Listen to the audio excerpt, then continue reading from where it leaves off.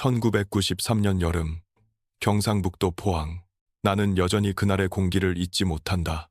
바닷바람은 끈적하게 불어왔고 여름 특유의 열기가 도시를 감싸고 있었다. 그날 밤, 한 대학생이 친구들과 모임을 마치고 귀갓길에 올랐다. 평소와 다르지 않은 하루였다. 그는 20대 초반의 평범한 청년으로 성실하고 조용한 성격을 가진 아들이었다. 부모와 함께 살고 있었고 학교 생활에도 큰 문제는 없었다. 그날 저녁, 그는 가까운 식당에서 친구들과 만나 식사를 하고 술잔을 기울였다. 시험이 끝난 뒤라 긴장이 풀린 듯 오랜만에 웃음소리가 끊이지 않았다. 모임은 밤늦게까지 이어졌고 그는 마지막에 친구들에게 손을 흔들며 집으로 향했다. 밤 11시경, 그는 버스 정류장에서 내렸다. 목적지는 불과 몇 정거장 떨어진 집이었다. 정류장에서 집까지는 걸어서 10분도 채 걸리지 않는 거리였다. 평소라면 무심히 지나쳤을 평범한 길. 하지만 그날 밤, 그는 그 길 끝에 도착하지 못했다. 가족은 처음에는 대수롭지 않게 생각했다. 휴대전화가 없던 시절이라 연락이 닿지 않는 건 흔한 일이었다. 하지만 새벽이 지나도 돌아오지 않자 불안은 걷잡을 수 없이 커졌다. 아침이 되어도 그의 방은 비어 있었고 준비된 교재와 물건은 그대로였다. 부모는 더 이상 기다릴 수 없었다. 이튿날 새벽, 포항의 한 경찰서를 찾아가 아들의 실종을 신고했다. 경찰은 즉시 수색을 시작했다. 그러나 1993년 당시의 수사 환경은 지금과 달랐다. 거리 곳곳에 CCTV가 설치된 오늘날과 달리 당시에는 영상자료가 거의 존재하지 않았다. 교통카드나 휴대전화 위치, 기록 같은 디지털 단서도 없었다. 결국 경찰은 사람들의 눈과 기억에 의존해야 했다. 인근 주민과 상인들을 상대로 한 탐문 조사는 혼란스러웠다. 어떤 이는 버스에서 내린 그가 골목길로 사라지는 것을 보았다고 했고, 또 다른 이는 강둑 쪽으로 걸어가는 비슷한 체격의 남성을 봤다고 말했다. 하지만 어느 쪽도 명확하지 않았다. 시간대가 뒤섞였고 가로등 불빛은 희미해 사람의 얼굴을 제대로 확인하기 어려웠다. 며칠 뒤 경찰은 강가 풀숲에서 그의 가방 일부를 발견했다. 안에는 아무것도 남아있지 않았고 외부 충격으로 찢긴 흔적만 보였다. 그러나 지갑이나 신분증, 개인 물품은 없었다. 그것이 단순한 분실인지 혹은 범행의 흔적일지는 누구도 확신하지 못했다. 증거물 보관 체계도 지금처럼 엄격하지 않아 시간이 지날수록 가치가 퇴색되었다. 가족은 절망에 빠졌다. 어머니는 매일같이 강둑을 찾아 아들의 이름을 불렀다. 아버지는 직장을 포기하다시피 하며 수색에 매달렸다. 하지만 시간은 잔인하게 흘러갔고 사건은 점점 미궁으로 빠져들었다. 언론은 사건을 짧게 다뤘다. 며칠간 지역 신문에 보도되었지만 전국적인 관심을 끌지는 못했다. 당시 사회 분위기에서 성인 남성의 실종은 자발적 가출로 오해받는 경우가 많았다. 경찰 수사 역시 우선순위에서 밀려났다. 하지만 가족은 아들이 스스로 사라질 이유가 전혀 없다고 굳게 믿었다. 그는 학업에 열중했고 집안에도 갈등이 없었다. 결국 그의 행적은 버스 정류장에서 멈췄다. 평소라면 몇 분 만에 집에 도착할 수 있었을 길. 그러나 그날 밤 그는 흔적도 없이 사라졌다. 단순한 불운이었을까? 아니면 누군가의 계획된 범행이었을까? 30년 가까운 세월이 흘렀다. 그러나 사건은 여전히 풀리지 않았다. 가족은 지금도 해마다 같은 자리에 앉아 아들을 기다린다. 지역사회 사람들도 잊지 못하고 있지만 정답은 여전히 오리무중이다.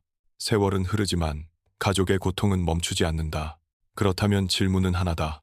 1993년 여름밤, 그는 어디로 향했던 것일까? 1993년 7월, 포항의 여름밤은 쉽게 잠들지 않았다. 가족은 아들의 실종 사실을 믿을 수 없었고 경찰은 초기 수사에 총력을 기울였다고 했지만 상황은 좀처럼 나아지지 않았다.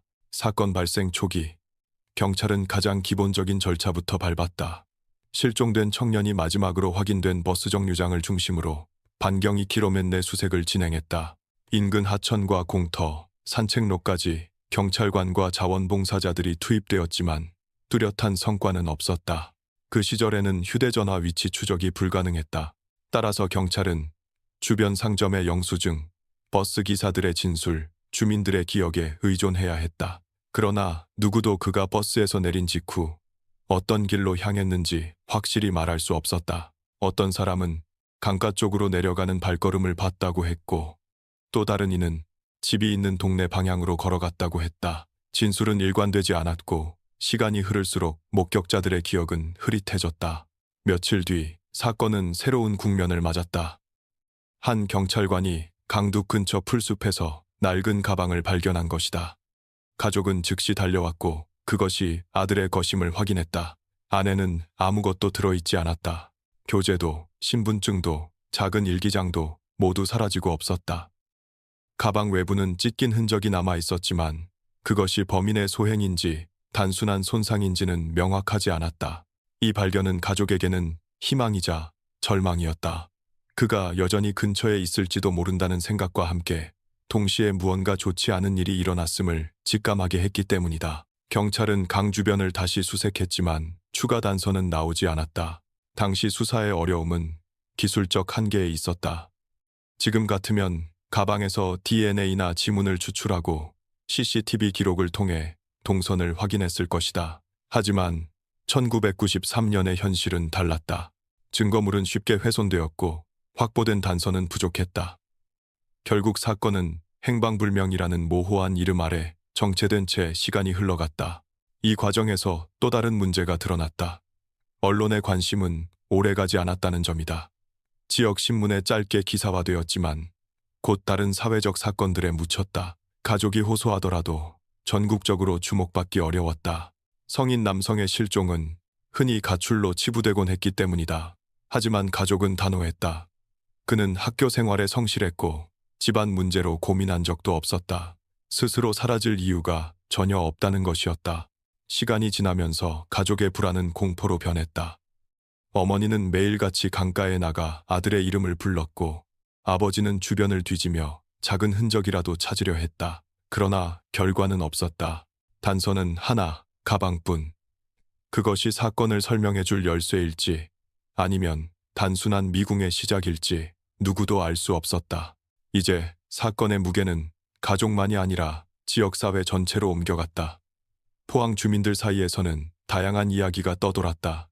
누군가는 밤길에서 낯선 사람을 만났을 거리라 했고 또 다른 이는 우연히 강에 빠진 것일지도 모른다고 했다. 그러나 어디까지나 추측일 뿐 확실한 사실은 없었다. 나는 그날 이후로 늘 같은 질문을 스스로에게 던진다. 만약 그가 단 몇 분만 더 빨리 집에 도착했다면 혹은 누군가와 함께 걸었다면 결과가 달라졌을까? 며칠이 지나도 상황은 진전되지 않았다. 경찰은 실종 사건을 단순한 가출로 규정하기에는 이상한 점이 많다고 판단했다.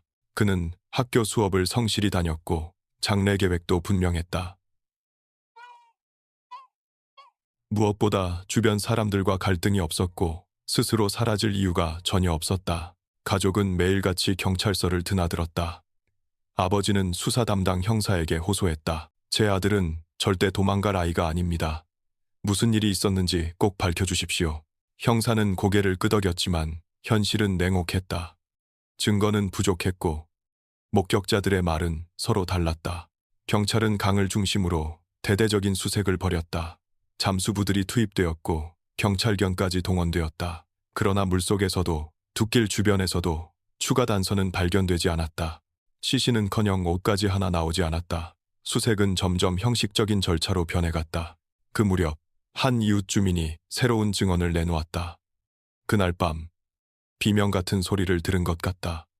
하지만 시간은 분명치 않았다. 그는 술에 취해 있었고 정확히 어디서 들은 소리인지조차 말하지 못했다. 경찰은 이 진술을 기록했지만 결정적 단서로 보기에는 부족했다.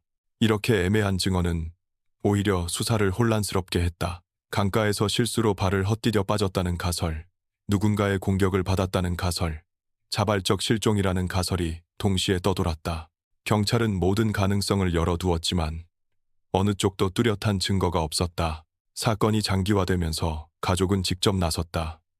아버지는 전단지를 인쇄해 인근 마을에 붙였다. 어머니는 지나가는 사람들에게 사진을 보여주며 아들을 보지 않았냐고 물었다. 그러나 돌아오는 대답은 늘 같았다. 모르겠다. 시간이 흘러 일주일, 그리고 한 달이 되었다. 경찰 내부에서도 사건의 열기는 식어갔다.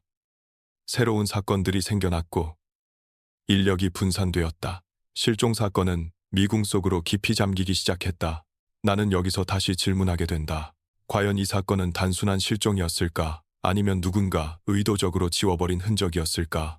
시간이 지나면서 수사는 점점 벽에 부딪혔다.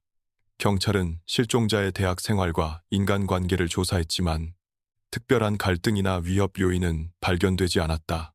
그는 성실하고 조용한 학생이었고 친구들과도 원만한 관계를 유지했다. 빚이나 범죄와 관련된 정황도 전혀 없었다. 사건이 발생한 지 2달이 지나자 가족은 절망 속에서도 스스로 단서를 찾기 시작했다. 어머니는 아들의 노트와 일기장을 들여다보며 혹시 작은 단서라도 없는지 살폈다. 그러나 기록은 평범했다. 수업 일정, 시험 계획, 친구들과의 약속, 그 어디에도 실종을 예고할 만한 내용은 없었다. 경찰은 당시 버스 기사들을 다시 불러 조사했다. 그날 밤 운행했던 기사 몇 명이 진술했다. 젊은 남성이 정류장에서 내린 건 기억나지만 이후의 행적은 보지 못했다. 누군가는 정류장 근처에 검은 차량이 서 있던 것 같다고 했지만 차종이나 번호판 같은 구체적인 기억은 없었다. 결국 경찰은 또다시 교착 상태에 빠졌다.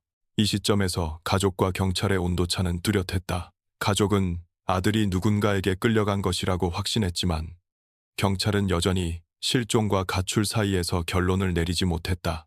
공식적으로는 범죄 가능성을 배제하지 않는다고 했지만 수사 동력은 점점 약해졌다. 포항 시민들 사이에서는 여러 소문이 돌았다.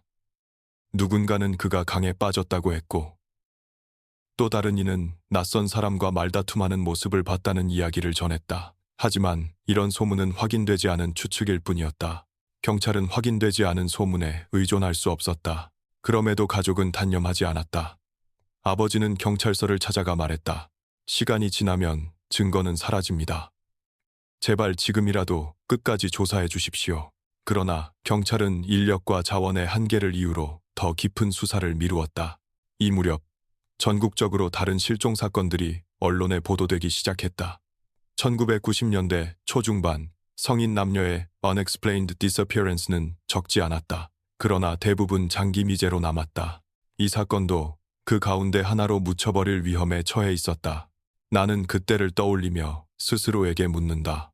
만약 그때 경찰이 더 많은 자원을 투입했다면 혹은 초기 대응이 조금만 더 신속했다면 결과가 달라졌을까? 1993년 여름에 시작된 사건은 어느새 몇 달째 답보 상태였다. 경찰은 추가 제보를 기다렸지만 사람들의 관심은 점점 줄어들었다. 새로운 사건들이 언론에 보도되면서 이 대학생의 실종은 지역 신문 한 구석에만 남아 있었다. 그러던 어느 날 경찰에 한 통의 전화가 걸려왔다. 인근 마을에 사는 주민이 사건 당일 밤 골목길에서 이상한 소리를 들었다고 증언한 것이다. 그는 창문을 열고 바람을 쐬던 중 잠깐 동안 다급한 말싸움 같은 소리를 들었다고 했다. 그러나 목소리의 주인공이 누구였는지는 알 수 없었고 정확한 시간도 기억하지 못했다. 경찰은 이 진술을 바탕으로 다시 현장을 조사했지만 사건 발생 후 시간이 많이 흘러 주변은 이미 변해 있었다. 그날의 흔적은 지워지고 증거가 될 만한 것은 남아있지 않았다. 수사는 계속 제자리 걸음을 했다. 경찰 내부에서도 강에 빠진 단순 실족 사고일 가능성이 높다는 의견과 누군가의 개입이 있었을 수 있다는 의견이 대립했다. 하지만 확실한 증거가 없다는 것이 가장 큰 문제였다. 가족은 그때부터 스스로 기자회견을 열고 언론에 호소하기 시작했다. 어머니는 눈물로 말했다. 아들이 자발적으로 집을 떠날 이유는 단 한 가지도 없습니다. 제발 이 사건을 끝까지 추적해 주십시오. 빠르주니. 하지만 언론의 반응은 차가웠다. 일부 기자들은 관심을 보였지만 전국적으로 파장을 일으킬 만큼 큰 사건으로 다루지는 않았다. 당시 사회 분위기 속에서 성인 남성의 실종은 가출이라는 낙인이 쉽게 찍혔기 때문이다. 시간이 흘러 3개월째 사건은 점점 미궁 속으로 빠져들었다. 경찰이 확보한 단서는 가방 1개, 그리고 명확하지 않은 목격자 진술 몇 건뿐이었다. 그마저도 시간이 지나면서 신빙성을 잃어갔다. 사건은 어느새 풀리지 않는 미스터리로 불리기 시작했다. 가족과 지역 주민들은 여전히 희망을 놓지 않았지만 경찰의 수사 기록에는 장기 미제라는 단어가 붙을 위험이 커지고 있었다. 나는 이 대목에서 스스로에게 묻는다. 만약 그때 CCTV가 있었다면, 혹은 누군가의 정확한 기억이 남아 있었다면 사건은 달라질 수 있었을까? 시간은 흘러 어느덧 반년이 지났다. 그러나 실종 대학생의 행방은 여전히 오리무중이었다. 가족은 매일같이 경찰서를 찾았고 어머니는 강둑을 떠나지 못했다. 그러나 수사는 더 이상 뚜렷한 진전을 보이지 않았다. 그러던 중 사건을 다시 흔드는 소식이 들어왔다. 한 주민이 뒤늦게 제보를 한 것이다. 그는 사건 발생 당시 인근 도로를 지나던 운전자였다. 늦은 밤 가로등 불빛 아래에서 누군가가 두 사람과 실랑이를 벌이는 듯한 장면을 본 것 같다는 진술이었다. 하지만 몇 년이 흐른 뒤에야 나온 증언이었기에 경찰은 신빙성 여부를 판단하기 어려웠다. 경찰은 다시 수사를 확대했다. 정류장에서 집까지 이어지는 모든 길을 재조사했고 주변 야산과 공터를 수색했다. 그러나 사건 발생 직후 확보하지 못한 증거는 이미 사라지고 없었다. 시간이 흐를수록 현장은 변했고 증거는 희미해졌다. 가족은 점점 지쳐갔다. 아버지는 주변 사람들에게 우리 아들이 돌아올 수 있을까라는 질문을 반복했고 어머니는 집 안방에 아들의 사진을 걸어두고 매일 기도했다. 그러나 세상은 무심했다. 다른 사건들이 잇따라 발생했고 경찰의 관심은 점점 멀어졌다.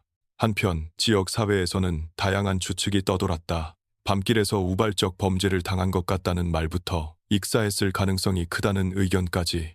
그러나 모두 추측일 뿐이었다. 경찰은 범죄와 사고 양쪽 가능성을 모두 열어두었지만 어느 쪽도 확정하지 못했다. 이 사건은 당시 수사 환경의 한계를 그대로 보여준다. 1993년 한국은 CCTV도 부족했고 DNA 감식 기술도 초기 단계였다. 범행 현장이 명확히 드러나지 않는 한 사건을 풀어낼 도구가 거의 없었다. 결국 경찰은 장기 수사라는 이름으로 사건을 보류했다. 그러나 가족은 포기하지 않았다. 아버지는 직접 인근 대학과 교회에 전단을 배포했고 어머니는 지나가는 사람마다 아들의 사진을 보여주며 기억을 떠올려 달라고 부탁했다. 하지만 수많은 사람들의 대답은 같았다. 본 적이 없다. 나는 이 시점에서 자문한다. 만약 이 증언들이 조금 더 빨리 나왔다면, 혹은 초기 수사가 더 치밀했다면 지금과 같은 결과가 되었을까? 사건 발생 1년이 다 되어가던 시점, 경찰은 마지막으로 남은 가능성에 집중했다. 혹시라도 새로운 물증이 발견되지 않을까 하는 희망으로 강 주변을 다시 수색한 것이다. 잠수부와 경찰견이 투입되었지만 결과는 같았다. 아무 흔적도 나오지 않았다. 그러던 중 한 제보자가 나타났다. 그는 사건 직후 포항을 떠났다가 수년 만에 귀향한 사람이었다. 제보자는 경찰에 이렇게 말했다. 그날 밤 집 근처에서 누군가 크게 소리 지르는 걸 들었습니다. 술에 취한 줄 알았지만 지금 생각해보면 이상했습니다. 경찰은 귀를 기울였지만 이미 수년이 지난 뒤라 구체적 상황을 확인할 방법은 없었다. 제보자는 목격한 사람이 누구였는지, 그 소리가 어디서 난 것인지 정확히 기억하지 못했다. 결국 이 증언도 수사에 결정적인 역할을 하지 못했다. 이 시점에서 가족의 삶은 완전히 바뀌어 있었다. 어머니는 매일 아들의 방을 정리하며 그가 언제 돌아올지 모른다는 희망을 놓지 않았다. 아버지는 지인들에게 끝없이 연락을 돌리며 혹시라도 작은 단서를 아는 사람이 없는지 물었다. 그러나 세월이 흐를수록 돌아오는 대답은 더 짧아졌다. 모른다. 기억이 안 난다. 이 사건은 단순히 한 사람의 실종에 그치지 않았다. 지역 사회에도 불안을 남겼다. 사람들은 밤길을 두려워했고 부모들은 아이들에게 일찍 귀가하라고 당부했다. 사건은 해마다 주민들 사이에서 회자되었지만 실마리는 여전히 없었다. 경찰 기록 속 사건은 미제라는 단어와 함께 남겨졌다. 하지만 가족에게는 결코 끝나지 않는 이야기였다. 매년 기일이 되면 가족과 몇몇 이웃이 모여 강가에 촛불을 켰다. 어머니는 흐느끼며 아들의 이름을 불렀고 아버지는 차가운 강물만 응시했다. 30년이 지난 지금도 이 사건은 풀리지 않았다. 한 청년이 평범한 귀갓길에서 흔적 없이 사라진 채 오직 의문만 남았다. 나는 여기서 또 하나의 질문을 던진다. 그날 밤, 만약 누군가가 그의 곁에 함께 걸어주었다면 결과는 달라졌을까? 이 사건은 시간이 흐르면서 단순한 실종이 아니라 사회의 취약점을 드러내는 상징이 되었다. 1993년 당시 포항은 항구도시 특성상 밤이 되면 인적이 드물어지고 가로등 불빛도 일정하지 않았다. 특히 버스 정류장에서 집까지 이어지는 길은 부분적으로 어두웠고 강가로 이어지는 작은 도로는 외부인의 접근도 쉬운 구조였다. 이는 범행이 일어났다면 목격자가 적을 수밖에 없는 조건이었다. 또한 당시 한국의 수사 현실은 지금과는 크게 달랐다. CCTV 설치가 거의 이루어지지 않았고 흔적을 과학적으로 분석할 장비도 부족했다. DNA 감식은 이제 막 도입되던 시기로 사건 현장에서 확보된 물품을 제대로 활용하기 어려웠다. 지금 같으면 가방에서 지문이나 머리카락, 체액 등을 분석해 단서를 찾았겠지만 당시에는 그런 수단이 사실상 불가능했다. 경찰은 여러 가설을 세웠다. 첫째는 단순 실족, 강 근처로 향하다가 어두운 길에서 발을 헛디뎌 물에 빠졌다는 가능성이다. 둘째는 우발적 범죄, 누군가와 우연히 마주쳤고 다툼 끝에 끌려갔다는 시나리오다. 셋째는 자발적 실종, 즉 가출이다. 그러나 이 가설은 가족이 강력히 부정했다. 그의 생활 태도와 성격, 장래 계획을 고려하면 가능성이 낮았다. 사건이 장기 미제로 남으면서 학계에서도 관심을 가졌다. 범죄 심리학자들은 이 사건을 실종 후 단서부재의 대표적 사례로 언급했다. 피해자의 생활 반경, 마지막 목격 시점, 주변 환경을 종합해보면 누군가의 개입 가능성이 더 크다는 분석이 나왔다. 그러나 이 역시 공식적으로 입증되지 못했다. 비슷한 시기, 경북 지역 다른 도시에서도 대학생 실종 사건이 있었다. 몇 달 간격으로 일어난 두 건의 사건은 모두 뚜렷한 증거가 남지 않았다는 공통점이 있었다. 일부 언론은 두 사건을 연결 지으려 했지만 경찰은 공식적으로 관련성을 인정하지 않았다. 이 모든 사실은 결국 하나의 질문으로 귀결된다. 사라진 청년의 흔적이 왜 그렇게 완벽히 지워졌을까? 시간이 흐르면서 사건은 단순한 미제 실종이 아니라 수사 시스템의 허점을 드러내는 사례로 회자되었다.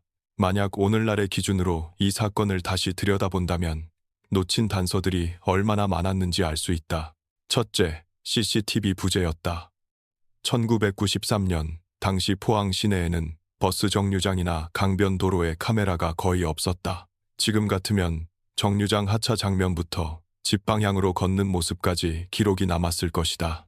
그러나 그때는 사람들의 기억이 유일한 증거였다. 둘째, 증거 보존 한계였다. 발견된 가방은 사건의 핵심 단서였지만 과학수사 장비가 부족해 단순히 외관만 확인하는 데 그쳤다. 지문 채취도 불완전했고 훗날 DNA 감식 기술이 발전했을 때는 이미 가방이 오염되어 있었다. 셋째, 초기 대응 지연이었다. 실종 당일 가족은 곧바로 경찰에 신고했지만 당시 경찰은 성인 남성은 자발적으로 집을 나갈 수도 있다는 이유로 강력 수사로 전환하지 않았다. 사건 발생 후 시간이 지체되면서 결정적 흔적은 사라지고 말았다. 이 세 가지가 겹치면서 사건은 점점 깊은 미궁 속으로 빠져들었다. 결국 경찰은 사고 가능성과 범죄 가능성을 동시에 언급하면서도 어느 쪽도 확정하지 못한 채 사건을 장기 미제로 남겼다. 가족에게는 하루하루가 지옥이었다. 아버지는 단서가 있었다면 아들을 찾을 수 있지 않았겠냐며 가슴을 쳤고 어머니는 아들의 방을 그대로 유지하며 시간이 멈춘 듯 살아갔다. 벽에는 사진과 상장이 그대로 걸려 있었고 책상 위에는 실종 당시 펼쳐놓은 교재가 여전히 놓여 있었다. 이 사건은 우리에게 중요한 질문을 남긴다. 사건이 벌어진 뒤 며칠, 몇 시간이 얼마나 중요한지를 우리는 알고 있는가? 1993년 포항에서 벌어진 대학생 실종 사건은 시간이 흐를수록 다양한 가설을 낳았다.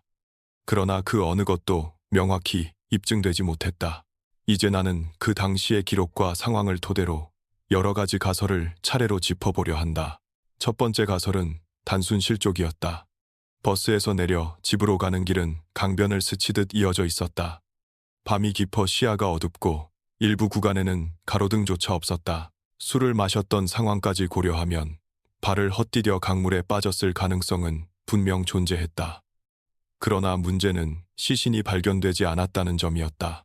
경찰은 강을 여러 차례 수색했지만 물속에서는 아무것도 나오지 않았다. 단순 실족으로는 모든 의문을 설명하기 어려웠다. 두 번째 가설은 우발적 범죄였다. 귀가 기른 늦은 밤이면 인적이 드물어 범행을 저지르기에 취약했다. 당시 포항에서는 절도나 폭력 사건이 종종 발생했는데 혹시 그날 누군가가 그를 노렸을 가능성이 있다. 일부 주민의 증언. 비명 같은 소리를 들었다. 누군가와 말다툼하는 듯한 장면을 봤다. 이 가설을 뒷받침하기도 했다. 그러나 증언들은 시간과 장소가 서로 달랐고 확실히 특정할 수 없었다. 세 번째 가설은 자발적 실종이었다. 즉 가출이다. 하지만 가족과 친구들은 이 가능성을 강하게 부정했다. 그는 학교 생활에 충실했고 집안에도 큰 문제가 없었다. 장래 계획도 분명했다. 주변인 모두가 그가 스스로 사라질 이유는 없다고 말했다.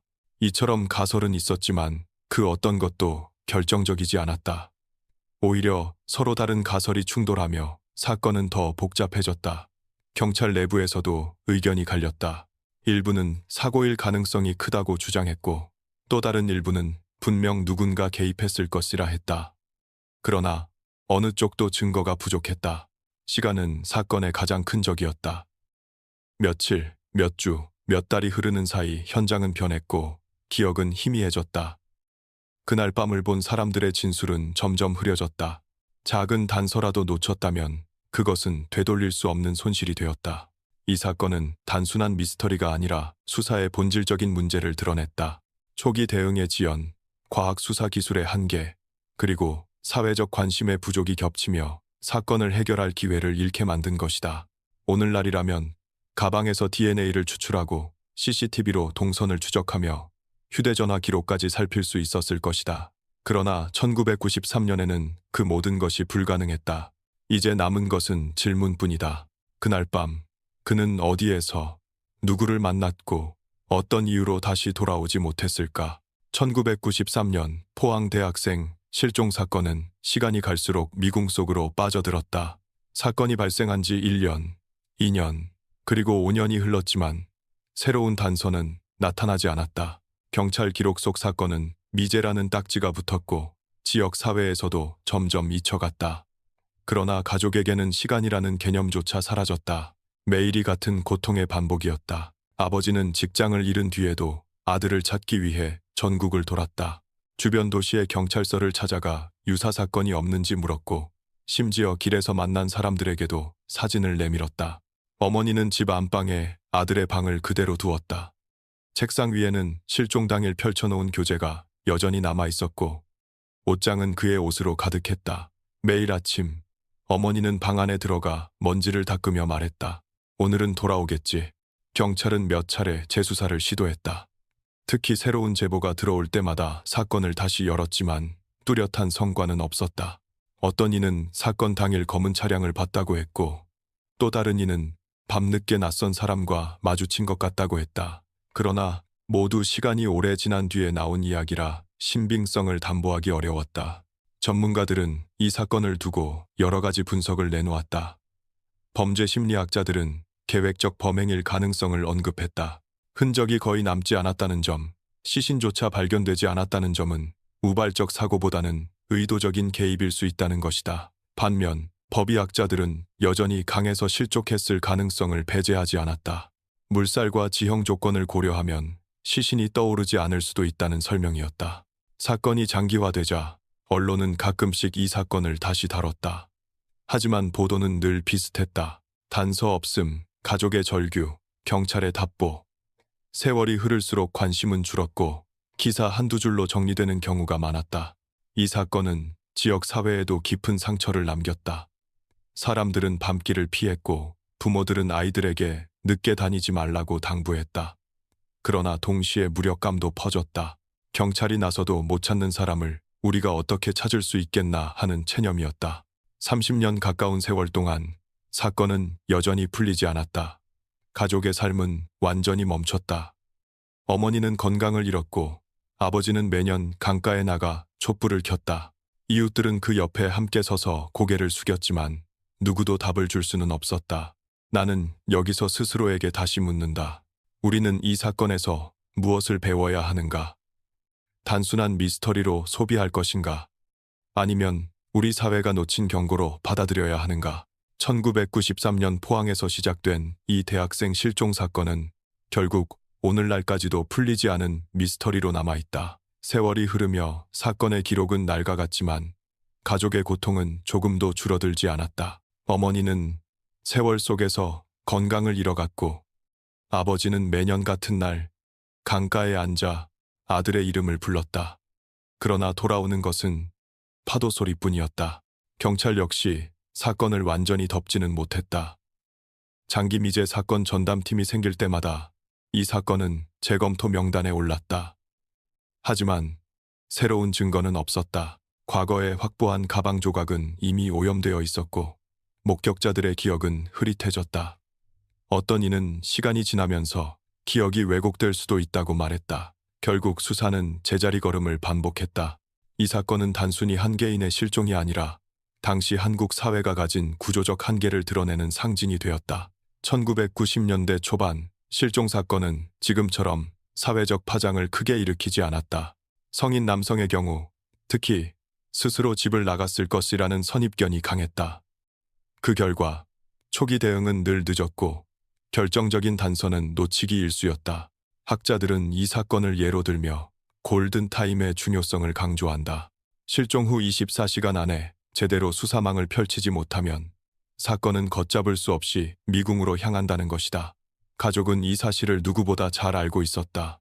그래서 경찰에 거듭 호소했지만 당시의 제도와 환경은 그들의 절규를 담아내기에 부족했다. 세월이 흐른 지금 이 사건은 여전히 지역 주민들 사이에서 회자된다. 밤길을 피하라는 조언, 자녀에게 항상 연락을 요구하는 습관은 바로 이 사건에서 비롯된 것이었다. 사람들은 시간이 지나도 여전히 묻는다. 그날 밤, 그는 어디로 갔던 걸까?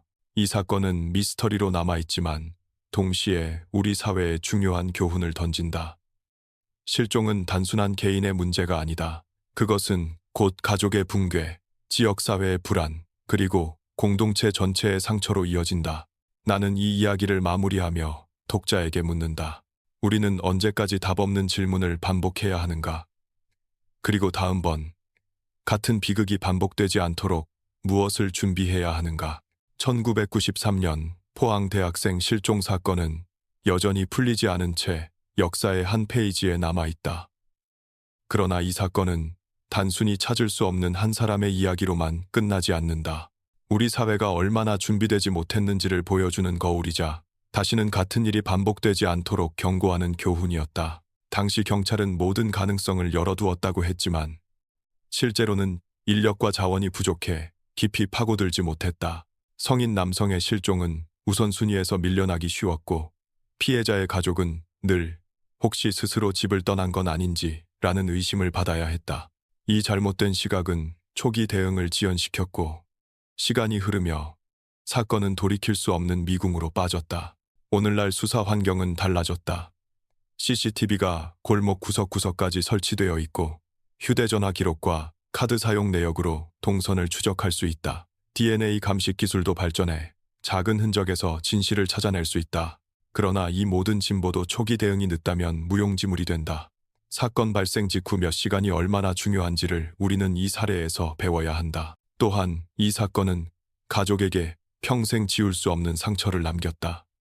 아버지는 매년 강가에 서서 아들의 이름을 불렀고 어머니는 아들의 방을 그대로 두고 살아갔다. 그 방은 시간이 멈춘 공간이었다.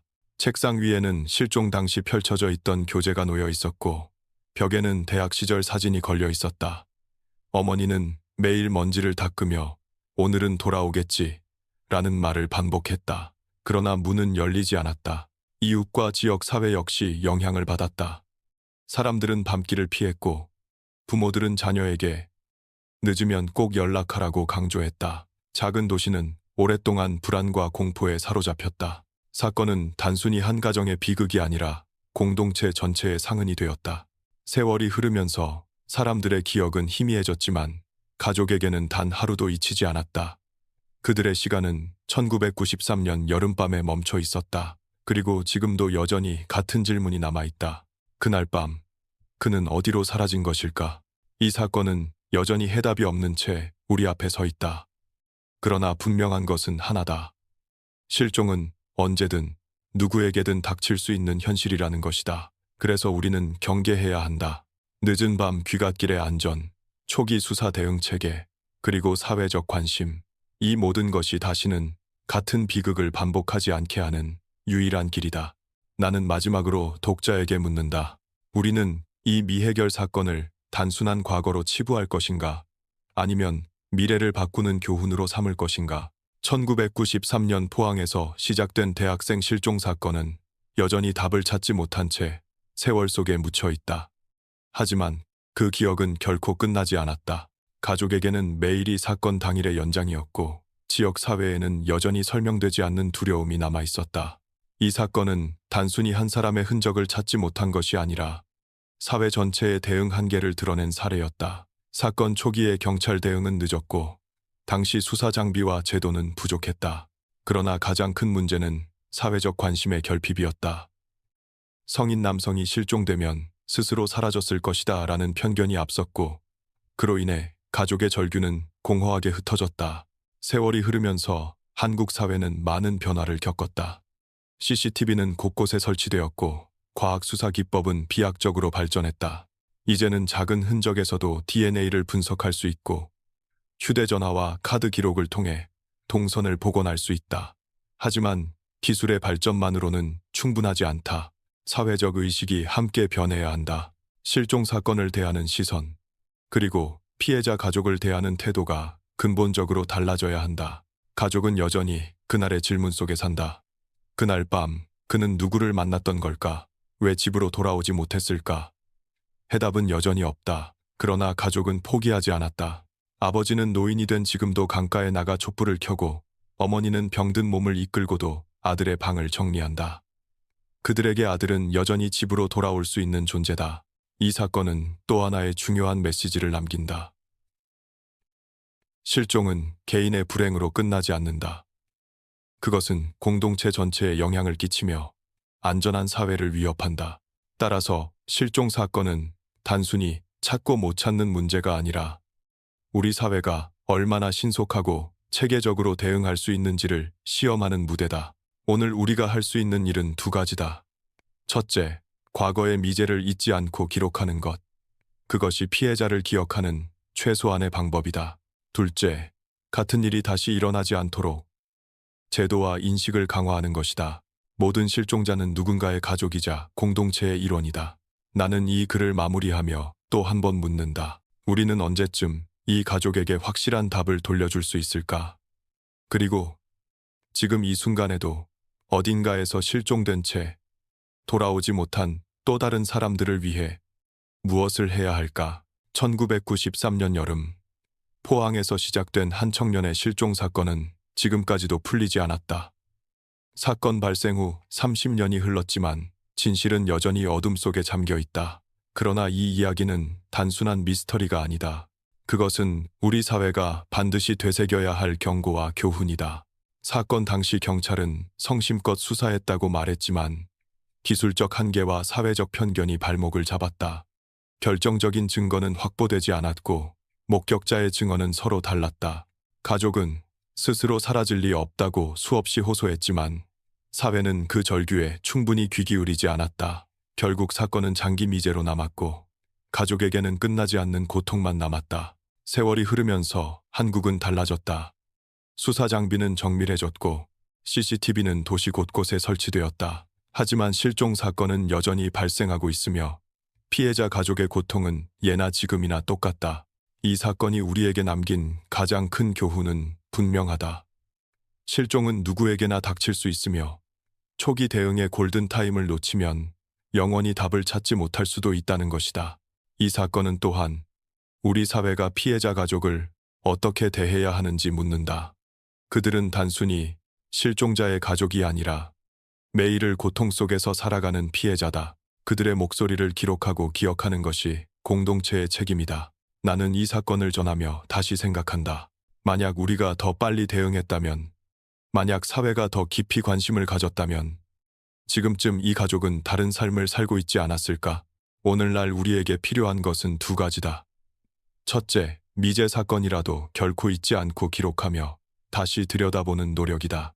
작은 단서라도 남아있다면 언젠가 새로운 기술과 사회적 관심으로 해답을 찾을 수 있다. 둘째, 같은 비극이 반복되지 않도록 제도를 강화하고 모든 실종을 가족의 문제가 아니라 사회 전체의 문제로 다루는 인식 전환이다. 1993년 포항의 여름밤, 한 청년은 흔적도 없이 사라졌다. 그러나 그의 이야기는 끝나지 않았다. 우리는 여전히 같은 질문 앞에 서 있다. 그날 밤, 그는 어디로 갔던 것일까? 그리고 우리는 언제쯤 이 가족에게 확실한 답을 돌려줄 수 있을까?